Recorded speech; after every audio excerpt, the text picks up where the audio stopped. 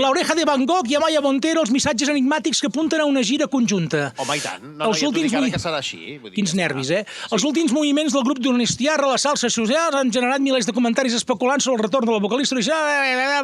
Va, la Oreja de Van Gogh, que no sé si fa referència a l'orella bona o la tallada, ho saps tu, això, o no? No, però és una bona pregunta.